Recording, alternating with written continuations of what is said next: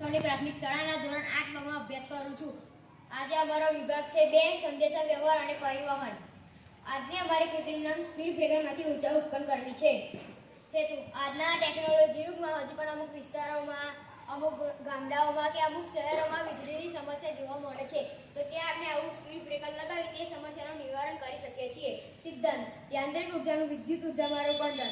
સાધન: રંગીન કાગળ, sticker, straw, LED light, roller, dynamo, સંગ્રાહક કોષ અને વાયર।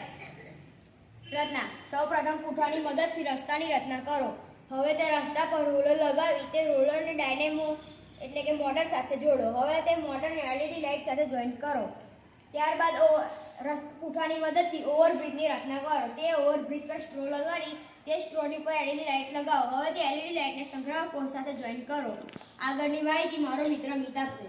મારું નામ સામિત પ્રવીણભાઈ છે। હું સરસ્વતી પ્રાથમિક શાળાના ધોરણ 8 માં અભ્યાસ કરું છું।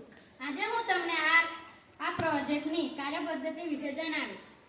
રોલર મેગેઝિનનો ખ્યાલ: યાંત્રિક ઉર્જાનું વિદ્યુત ઉર્જામાં રૂપાંતરિત કરવા માટે વાપરવામાં આવે છે। રોલરને ડાયનેમોના શાફ્ટની સાથે જોડવામાં આવે છે, જેના કારણે જ્યારે રોલર ફરે છે ત્યારે તે ડાયનેમોના શાફ્ટને ફેરવે છે। જ્યારે તમે તેના પર વાહન પસાર કરો છો ત્યારે રોલર ફરે છે અને તે ડાયનેમોના શાફ્ટને ફેરવે છે, જેના કારણે સંભવિત ઉર્જા રોટેશનલ એનર્જીમાં રૂપાંતરિત પામી વીજળી ઉત્પન્ન થાય છે। આગળની માહિતી મારો મિત્ર વંદન આપશે।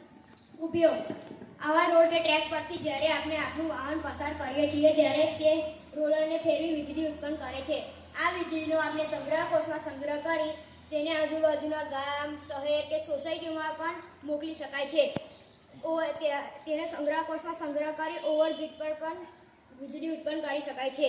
જ્યારે સવારના સમયે વીજળીની જરૂરિયાત હોતી નથી તો ત્યારે આપણે તેનો સંગ્રહ કોષમાં સંગ્રહ કરી રાત્રિના સમયે પણ વીજળી ઉત્પન્ન કરી શકીએ છીએ। આવા સ્પીડ બ્રેકર પરંપરાગત સ્પીડ બ્રેકર જેવા હોતા નથી। જ્યારે આપણે તેની પરથી વાહન પસાર કરીએ છીએ ત્યારે તે આપણા વાહનને કોઈ પણ પ્રકારનું નુકસાન પહોંચાડતા નથી, જે પેટ્રોલનો પણ બગાડ કરતા નથી અને વિના મૂલ્યે વીજળી ઉત્પન્ન કરે છે। અંદાજિત ખર્ચ ₹500।